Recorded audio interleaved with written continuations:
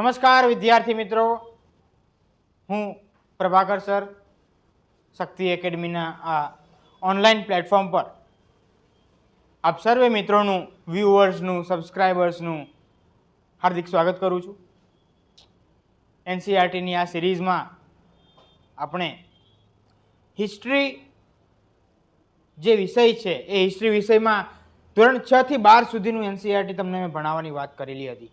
અને આ ખાસ કરીને એવા વિદ્યાર્થીઓને ધ્યાનમાં લઈને કે જેઓ યુપીએસસી, જીપીએસસી અને ક્લાસ 1 ટુ આઈએએસ, આઈપીએસ જેવી એક્ઝામની પ્રિપેરેશન કરી રહ્યા હોય તો એમના માટે લઈને આ એક સિરીઝ, એક પહેલ કરવામાં આવેલી છે. તો એમાં આપણે હિસ્ટ્રીમાં સ્ટાન્ડર્ડ 6 એનું ચેપ્ટર 6 અને એમાં આપણે ભાગ 1માં જે છે એ વાત કરેલી હતી અને અત્યારે ભાગ 2માં આપણે આજે જૈન ધર્મ છે ત્યાં સુધી પહોંચેલા હતા. તો હવે આપણે આજના વિડીયોમાં એના વિશેની આપણે ચર્ચા કરવાની છે. તો શરૂ કરીએ without any time waste. Jain धर्म इसी युग में अर्थात लगभग 2500 वर्ष पूर्व, 2500 वर्ष पूर्व એટલે કે એ વખતે 5મી સદીની વાત છે. લગભગ કહીએ તો 476 ઈસવીસન હોવું જોઈએ, રાઈટ. તો આ એ સમય છે કે એ દરમિયાન જે છે જૈન ધર્મ એના 24મા અને છેલ્લા તીર્થંકર વર્ધમાન મહાવીર એમણે પણ શું કર્યું? वर्धमान महावीर ने भी अपने विचारों का प्रसार किया. એટલે કે આજે બૌદ્ધ ધર્મ જે આપણે વાત કરીને આયા પાર્ટ 1 માં, તો એ પાર્ટ 1 અને આ આપણે હવે જૈન ધર્મની વાત કરીએ તો 2500 વર્ષ પૂર્વ જે જૈન ધર્મના છેલ્લા અને 24મા તીર્થંકર અંતિમ જે હતા એમણે પણ પોતાનો જે ઉપદેશ હોય જૈન ધર્મનો, એમ કહેવાય કે વિસ્તાર પ્રસાર જે છે એ આ જ સમયગાળામાં કરેલું હતું. वह वज्जी संघ के लिच्छवी कुल के एक क्षत्रिय राजकुमार थे. આપણે જોયું કે ભગવાન બુદ્ધ જે હતા એ પણ એક એમ કહેવાય કે ક્ષત્રિય ફેમિલીમાંથી બિલોંગ કરતા હતા, બરાબર. અને આજે મહાવીર છે એ પણ શું કરે છે? ક્ષત્રિય ફેમિલીમાંથી બિલોંગ કરે છે. પણ એમણે બધું પોતાનું જે છે એ છોડી અને એક આ પોતાનો ઉપદેશ જે છે એ આપવા માટે અને સંસારનો સાચો હેતુ શું છે, સાચો એમ કહેવાય કે મોટો શું છે એ જણાવવા માટે લોકોને એ લોકો નીકળી પડેલા હતા. इस संघ के विषय में तुमने अध्याय 5 में पढ़ा है. 30 वर्ष की आयु में उन्होंने घर छोड़ दिया और जंगल में रहने लगे. जो तो જે ભગવાન બુદ્ધ, ગૌતમ બુદ્ધની આપણે વાત કરેલી હતી એ જ રીતે જે આ મહાવીર છે એમણે પણ 30 વર્ષની ઉંમરમાં પોતાનું ઘર છોડી દીધું અને જંગલમાં રહેવા લાગ્યા. 12 वर्ष तक उन्होंने कठिन व एकाकी जीवन व्यतीत किया. इसके बाद उन्हें ज्ञान प्राप्त हुआ. એટલે કે સતત 12 વર્ષ સુધીની એક એમ કહેવાય કે પોતાની એક મહેનત, અખંડ જે છે પોતાનું એક પરિશ્રમ અને એ તપસ્યા એમણે કરી સતત 12 વર્ષ સુધી. ત્યારે એમને જઈને શું મળ્યું? તો ज्ञान प्राप्त થયું.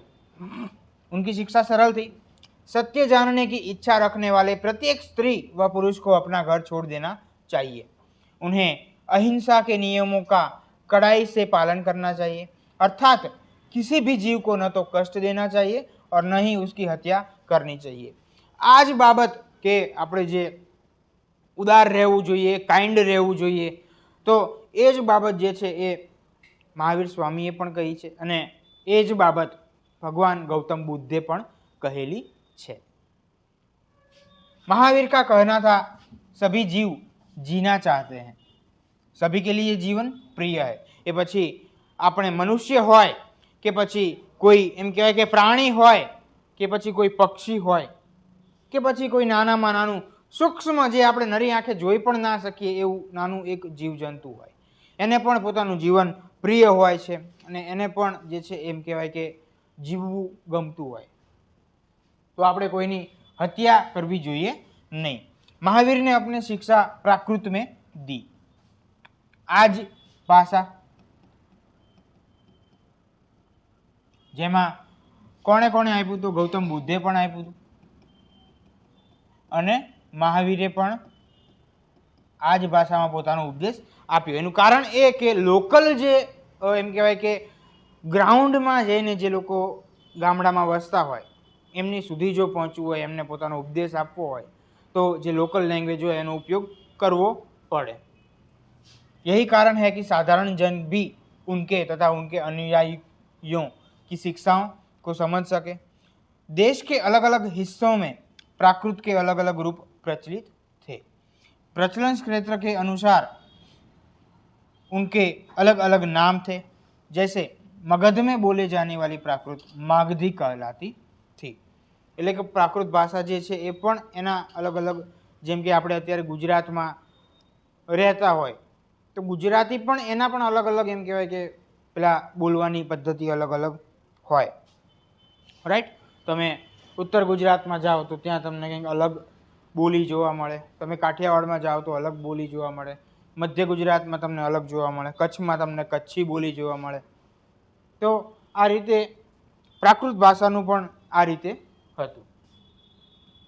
जैन नाम से जाने गए महावीर के अनुयायियों को भोजन के लिए भिक्षा मांगकर सादा जीवन बिताना होता था. उन्हें पूरी तरह से ईमानदार होना पड़ता था तथा चोरी न करने की उन्हें सख्त हिदायत थी. उन्हें ब्रह्मचर्य का पालन करना होता था. पुरुषों को वस्त्र सहित सब कुछ त्याग देना પડતા હતા. એટલે કે આ જે મહાવીર સ્વામીએ જે ઉપદેશ આપેલો છે એના વિશેની વાત છે.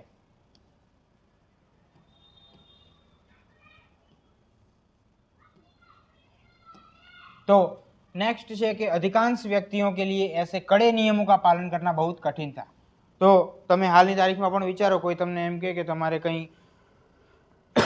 પોતાનું જીવન જરૂરિયાત વસ્તુઓ માટે પણ તમારે કંઈ કમાવાનું નહીં અને ભીખ માંગીને તમારે જે છે એ કંઈ તમારું પેટ ભરવાનું, એ સિવાય વસ્ત્રનો પણ ત્યાગ કરી દેવાનો, તો આ બધું ઘણું અઘરું રહેતું હોય છે. તો એ સમયે પણ આ એમ કહેવાય કે ઘણા વ્યક્તિઓ માટે અઘરું હતું. फिर भी हजारों व्यक्तियों ने इस नई जीवन शैली को जानने और सीखने के लिए अपने घरों को छोड़ दिया. कई अपने घरों पर ही रहे और भिक्षुणी बने लोगों को भोजन प्रदान कर उनकी सहायता करते रहे. હવે અહીંયા છે જૈન. તો જૈન શબ્દ જીન शब्द से निकला है. जीन, जिसका अर्थ है विजेता. बराबर. વિજેતા એટલે કે જે વિનર હોય, જે જીતેલા હોય એમ કહેવાય, એના માટે આ શબ્દ બનેલો છે. मुख्यतः व्यापारियों ने जैन धर्म का समर्थन किया.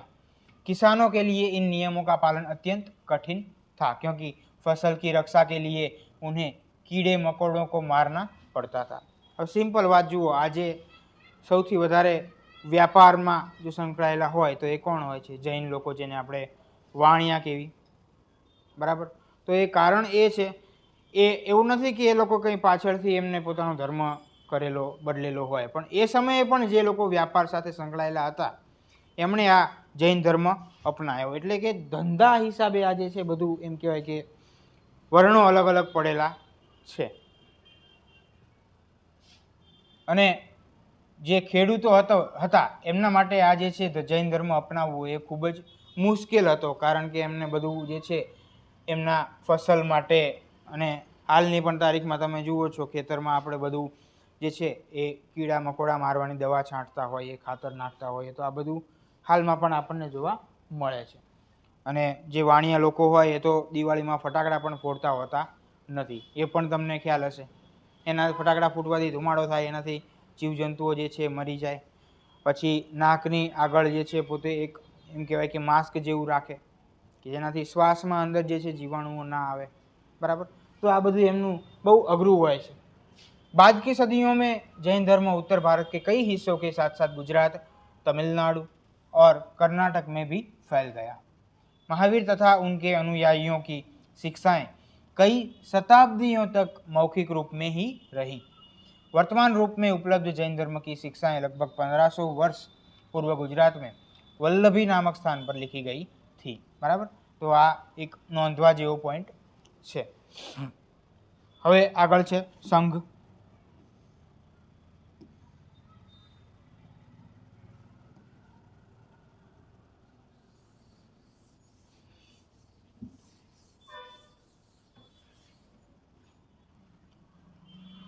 तो संघनी बात है कि महावीर तथा बुद्ध दोनों का ही मानना था कि घर का त्याग करने पर ही सच्चे ज्ञान की प्राप्ति हो सकती है। એટલે તમે જુઓ છો કે ભગવાન ગૌતમ બુદ્ધે પણ નાની ઉંમરમાં જ એમને ઘર છોડી દીધું હતું, તો મહાવીર સ્વામીએ પણ 30 વર્ષની ઉંમરે પોતાનું ઘર અને બધું त्याग કરી દીધું હતું।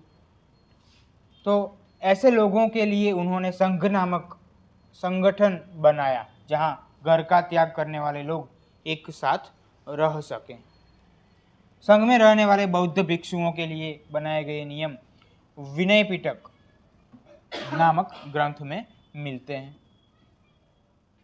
तो આપણે જે મેં પાર્ટ 1 માં તમને વિપાસનાની જે વાત કરી હતી કે જે ગૌતમ બુદ્ધ દ્વારા જેમ કહેવાય ઉપાસનાનો જે ઉપદેશ આપવામાં આવેલો છે એ વિપાસનામાં એ લોકો જે છે તમને એ શીખડાવે છે સાચું જ્ઞાન પ્રાપ્તિ જે ભગવાન ગૌતમ બુદ્ધને થઈ હતી એ તો એ પણ જે છે આ વિનય પીટકમાં એનો ઉલ્લેખ છે એ તમને ત્યાં એની પ્રેક્ટિસ કરાવવામાં આવે છે। विनय पिटक से हमें पता चलता है कि संघ में पुरुषों और स्त्रियों के रहने की अलग अलग व्यवस्था थी। तो सेम विपासनाમાં પણ આ જ રીતે સ્ત્રીઓ અને પુરુષો માટે બંને માટે અલગ અલગ જે છે રહેવાની વ્યવસ્થા હોય છે। એટલે જો કોઈ એવું વિચારતા હોય કે અમે બે માણા હારે હારે જશું તો એવું વિચારતા નહીં। सभी व्यक्ति संघ में प्रवेश ले सकते थे। हालांकि संघ में प्रवेश के लिए बच्चों को अपने माता पिता से, दासों को अपने स्वामी से, राजा के यहाँ काम करने वाले लोगों को राजा से तथा कर्जदारों को अपने देनदारों से अनुमति लेनी होती थी। एक स्त्री को इसके लिए अपने पति से अनुमति लेनी होती थी। એટલે કે આ તમે સંઘમાં જો જવું હોય તો એના માટે તમારા જે કંઈ હોય એના માટે તમારે એની પરમિશન લેવી પડે। એ સમયની વાત છે। संघ में प्रवेश लेने वाले स्त्री पुरुष बहुत सादा जीवन जीते थे। तो विपासनाમાં પણ એવું છે, ત્યાં તમારે ખૂબ જ હલકા ફુલકા કપડાં પહેરવાના હોય, જમવાનું પણ તમારે એક જ ટાઈમ હોય, સાંજે હળવો નાસ્તો હોય, બરાબર છે। અને એકદમ એમ કહેવાય કે એકલા રહી તમારે સોશિयल मीडिया दुनियावी चीज़ों થી પણ दूर રહેવાનું હોય છે। वे अपना अधिकांश समय ध्यान करने में बिताते थे और दिन के एक निश्चित समय में वे शहरों तथा गांवों में जाकर भिक्षा मांगते थे। કારણ કે ખાવા પીવા માટે અને આ સંઘ ચલાવવા માટે પણ કંઈક તો જોઈએ ને, બરાબર।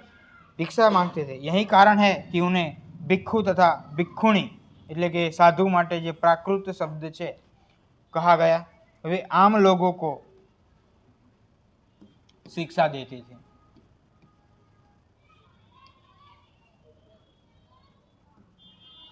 साथ ही एक दूसरे से सहायता भी करते थे।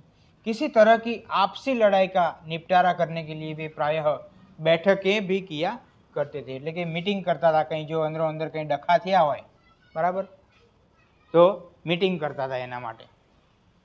संघ में प्रवेश लेने वालों में ब्राह्मण, क्षत्रिय, व्यापारी, मजदूर, नाई, गणिकाए, बराबर, आ गणिका એટલે કે જે વૈશ્યા તરીકે આપણે ઓળખવી એ છે, तथा दास शामिल थे। इनमें से कई लोगों ने बुद्ध की शिक्षाओं के विषय में लिखा तथा कुछ लोगों ने संघ में अपने जीवन के विषय में सुंदर कविताओं की रचना की। तो હવે નેક્સ્ટ આપણે જોઈએ વિહારની અહીંયા વાત છે। जैन तथा बौद्ध भिक्षु पूरे साल एक स्थान से दूसरे स्थान घूमते हुए उपदेश दिया करते थे। केवल वर्षा ऋतु में जब यात्रा करना कठिन हो जाता था, એટલે કે ચોમાસામાં, બરાબર, કેમ કે ચાલીને જવાનું હોય એ સમયે તો કંઈ બધું હતું નહીં, એટલે ચાલીને જવાનું હોય તો વરસાદ હોય તો પલળી જવાય, કાં તો પછી કાદવ કીચડ હોય, એવું બધું હોય, એટલા માટે એમને એ સમયે શું થતું, અઘરું પડતું, તો એક સ્થાન પર ही निवास करते थे। ऐसे समय में अपने अनुयायियों द्वारा उद्यानों में बनवाए गए अस्थायी निवासों में अथवा पहाड़ी क्षेत्रों की प्राकृतिक गुफाओं में रहते थे।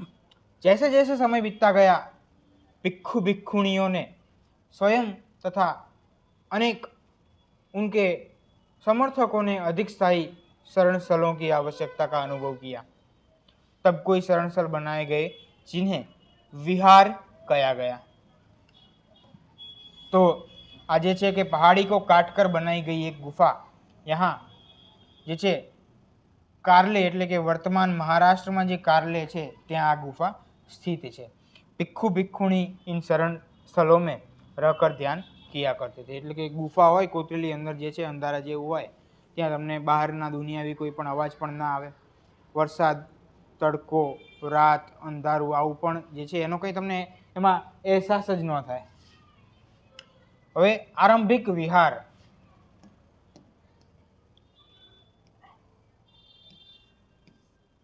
એટલે કે શરૂઆતના જે વિહાર હતા तो ये लकड़ी के बनाए गए तथा बाद में इनके निर्माण में ईंटों का प्रयोग होने लगा। पश्चिमी भारत में विशेषकर कुछ विहार पहाड़ियों को खोदकर बनाए गए। હવે એક बौद्ध ग्रंथ से ज्ञान होता है, ये थोड़ा जाने लिए कि जिस तरह महासागरों में मिलने पर नदियों की अलग अलग पहचान समाप्त हो जाती है, એટલે કે નદીઓ જે હોય એ મહાસાગરને અથવા સાગરને જઈને મળી જાય तो यहाँ इन्हों पोतानु अस्तित्व एक खोई बैसे छे नदी। ठीक उसी तरह बुद्ध के अनुयायी जब भिक्षुओं की श्रेणी में प्रवेश करते हैं तो वे अपना वर्ण, श्रेणी और परिवार सब त्याग देते हैं। એટલે કે ત્યાં કોઈ નથી બ્રાહ્મણ, ક્ષત્રિય, શૂદ્ર કે વૈશ્ય કે નથી કોઈ એમ કહેવાય કે પોતાનું સ્ત્રી, પુરુષ કે પછી કોઈ કાળો, ગોરો, અમીર, ગરીબ, બરાબર જે છે એ આ સંઘમાં કે એમાં જોડાય એક ભિક્ષુ અથવા ભિક્ષુણી બની જાય તો એના માટેની આ વાત છે. અને હાલમાં પણ તમે જે બૌદ્ધ ધર્મ છે એમાં જુઓ છો, અન્ય ધર્મોમાં તમને જોવા મળશે બધું casteism, SC, ST, OBC, general, બરાબર, પણ એક બૌદ્ધ ધર્મ જ એવો છે કે જેમાં તમને ઊંચ નીચ ભેદભાવ જરાય જોવા મળતું નથી. એટલા જ માટે ડૉક્ટર BR આંબેડકર કે જેમણે જ્યારે ધર્મ પરિવર્તન કરવાનો વિચાર કર્યો ત્યારે એમને જે છે એ એમ કહેવાય કે બૌદ્ધ ધર્મ એમને સર્વશ્રેષ્ઠ લાગ્યો. પહેલાં એમનો વિચાર હતો શીખ ધર્મ અપનાવવાનો, પણ શીખ ધર્મમાં એમને એક વસ્તુ જ જે છે એ જોવા મળી કે એમને જ્યારે એ અપનાવવા માટે અમૃતસર એમને ગયા અને ત્યાં એમના માટે એ શીખ લોકોએ એટલું બધું એમને માન સન્માન ને એવું બધું આપી દીધું એટલે એમને એવું થયું કે હું આમાં જો જઈશ તો આ લોકો મને આવી રીતે રાજા તરીકે જો માન સન્માન આપશે તો ત્યાં પણ જે છે ઊંચ નીચનું એમને જોવા મળ્યું. એટલા માટે એમણે પછી बौद्ध धर्म स्वीकारो। तो आगे जो प्रायः किसी धनी व्यापारी, राजा अथवा भूस्वामी द्वारा दान में की गई भूमि पर विहार का निर्माण होता था। स्थानीय व्यक्ति भिक्षु भिक्षुणियों को भोजन, वस्त्र तथा दवाइयाँ लेकर आते थे, जिसके बदले वे भिक्षु और भिक्षुणी लोगों को शिक्षा देते थे। आगे आने वाली शताब्दियों में बौद्ध धर्म उपमहाद्वीप के विभिन्न हिस्सों के साथ साथ बाहरी क्षेत्रों में भी फैल ગયા. એટલે કે તમને ખ્યાલ હોય તો જે છે હાલમાં બૌદ્ધ ધર્મ તમને ઘણા બધા દેશોમાં પણ જોવા મળે છે. ચીન, જાપાન, અહીંયા ઘણા બધા જગ્યાએ તમને બૌદ્ધ ધર્મ જે છે એ જોવા મળે છે. બૌદ્ધ ધર્મ તમે જ્યારે એમ કહેવાય આ તો NCERT છે પણ વ્યવસ્થિત એક એમ કહેવાય કે એસ્પિરન્ટ તરીકે ભણશો તો એમાં તમને ખબર પડશે હીનયાન, મહાયાન આ રીતે બધું અલગ અલગ આવે છે. અને જે આ બહારી બધા છે એ લોકો તો બધા શરાબ, માંસ આ બધું પણ અપનાવે છે, બરાબર. તો આ એમાંથી પણ બે અલગ અલગ પડેલા છે પણ એ તમે જ્યારે ડીપમાં ભણો તો તમને એ ખ્યાલમાં આવશે. इस समय बौद्ध धर्म की एक नई धारा महायान का विकास हुआ। जो बस આપણે જે મેં હાલ હજી વાત કરી એ જ આવ્યું. इसकी दो मुख्य विशेषताएं थी। पहले, मूर्तियों में बुद्ध की उपस्थिति सिर्फ कुछ संकेतों के माध्यम से दर्शाई जाती थी। मिसाल के तौर पर उनकी निर्वाण प्राप्ति को पीपल के पेड़ की मूर्ति द्वारा दर्शाया जाता था। એટલે કે આ મહાયાન જે છે એની શરૂઆતી વાત કરે છે કે એ સમયે મૂર્તિને અમુક અંશે જેમ કે આપણે કોઈને યાદ કરવા હોય, એની ઉપાસના કરવી હોય તો આપણે એમને મનમાં યાદ કરીએ, પણ આપણે જો ફિઝિકલી એમને કરવું હોય તો આપણે એમનો ફોટો ઘરમાં રાખતા હોઈએ. તો એવી રીતે જે છે અહીંયા મૂર્તિની વાત છે, બરાબર. અને એ કહ્યું તો કે એમને જે પીપલના વૃક્ષની નીચે જે આ નિર્વાણ પ્રાપ્તિ માટે જે છે એની વાત છે. पर अब बुद्ध की प्रतिमाएं बनाई जाने लगी। પણ અત્યારે જે આ લોકો કરી રહ્યા છે એ તો મહાયાનમાં એ સમયે પણ હતું નહીં. इनमें से अधिकांश मथुरा में तो कुछ तक्षशिला में बनाए जाने लगी। એટલે કે આજે અત્યારે તમને બધું જોવા મળે છે અધિકાંશ ક્યાં છે? મથુરામાં અને तक्षशिला में। दूसरा परिवर्तन बोधिसत्व में आस्था को लेकर आया। बोधिसत्व थोड़ू આપણે એને ઉપર લઈ લઈએ।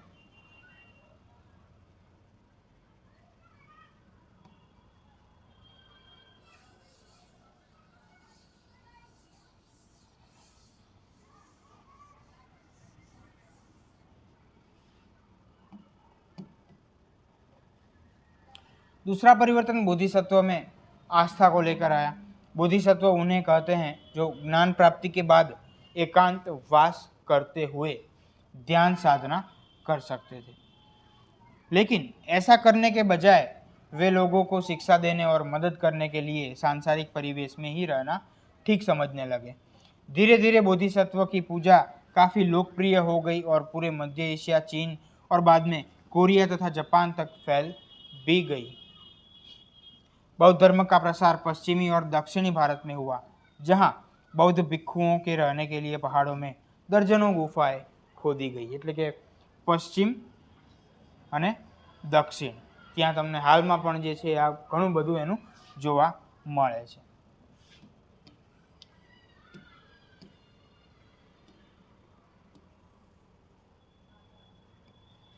बौद्ध धर्म दक्षिण पूर्व की ओर श्रीलंका, म्यांमार, थाईलैंड और इंडोनेशिया सहित दक्षिण पूर्व एशिया के अन्य भागों में भी फैला।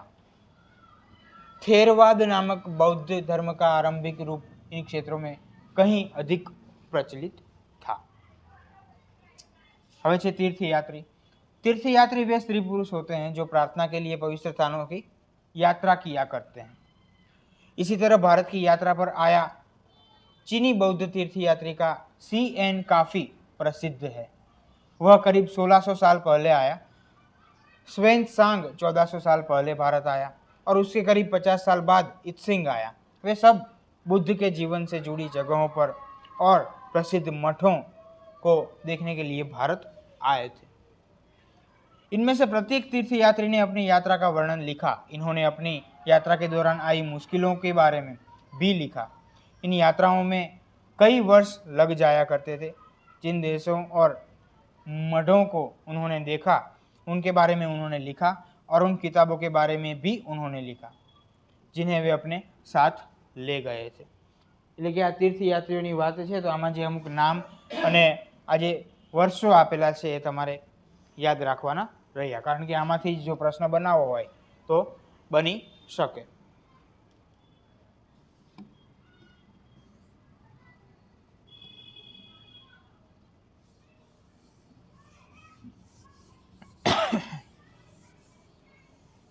હવે નાલંદા शिक्षा का एक विशिष्ट केंद्र जे तमे जानो छो, तो स्वान-त्सांग तथा अन्य तीर्थयात्रियों ने उस समय के सबसे प्रसिद्ध बौद्ध विद्या केंद्र नालंदा जे बिहार में छे में अध्ययन किया।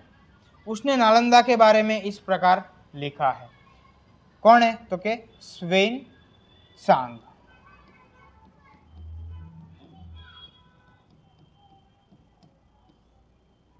एने नालंदा विषय जे छे लखेलू छे।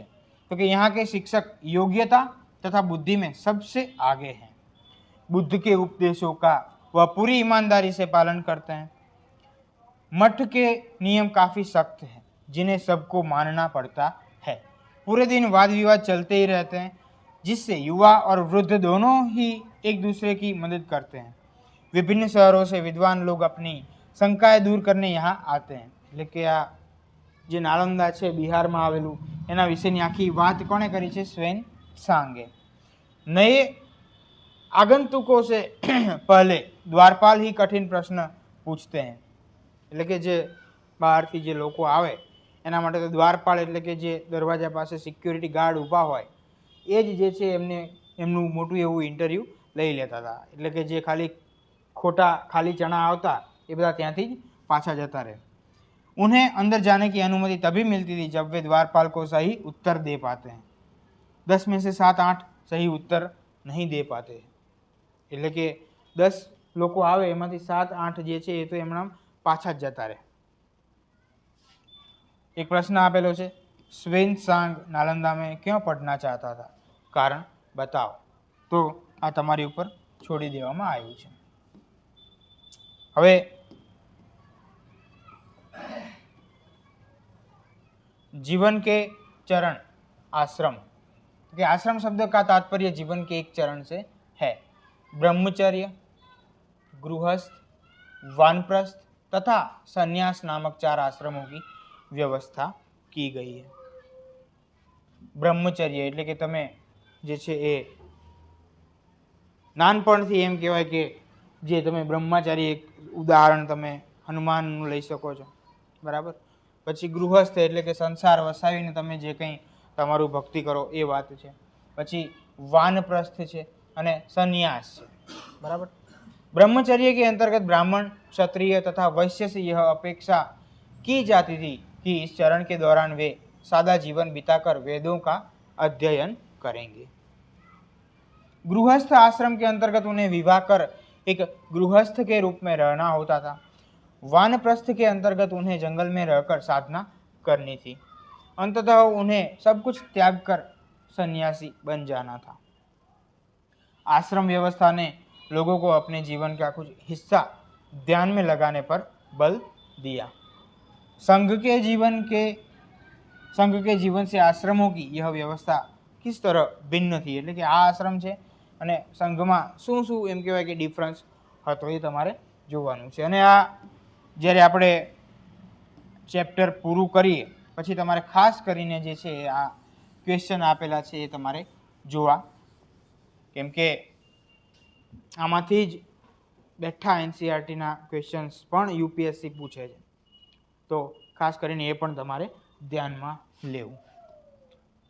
જે અહીંયા બધું આપેલું છે એ, અને જે અહીંયા આ ક્વેશ્ચન્સ આપેલા છે એના ઉપર પણ તમે તમારી રીતે મોડિફિકેશન કરી અને જે છે એ તમે મેઇન્સ આન્સર રાઇટિંગ પણ સારી એવી રીતે કરી શકો છો. તો આપણે ચેપ્ટર 6 એનો પાર્ટ 2 જોયો અને એનસીઆરટીને આપણે સિરીઝમાં આવી રીતે ધીમે ધીમે હવે આગળ વધતા જઈએ છીએ. અને જે છે અન્ય અમારી શક્તિ એકેડમીમાં જે પ્લેલિસ્ટ છે એ મેન્યુમાં જશો એટલે ત્યાં પણ તમને અલગ અલગ વિષયો, અલગ અલગ એની સિરીઝ જીસીઆરટીની પણ શરૂ કરવામાં આવી છે. એ સિવાય અલગ અલગ ક્લાસ 3 એક્ઝામ માટે ધ્યાનમાં લઈને જે છે એ સિરીઝ ફ્રીમાં ઉપલબ્ધ કરવામાં આવેલી છે, ત્યાં જઈને પણ તમે જોઈ શકો છો.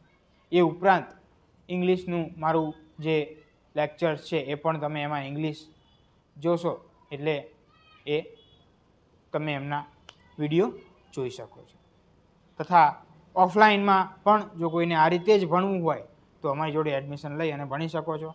અને જો કોઈ ઓફલાઈન ના આવી શકે તો એના માટે શક્તિ લર્નિંગ એપ ડાઉનલોડ કરો, ત્યાંથી તમને જે કંઈ પણ કોર્સ પસંદ આવે એ બધા ત્યાં ઉપલબ્ધ કરવામાં આવેલા છે, એ તમે જોઈ શકો છો. તો મળીએ હવે નેક્સ્ટ વિડીયોમાં. Thanks for watching. જય હિન્દ.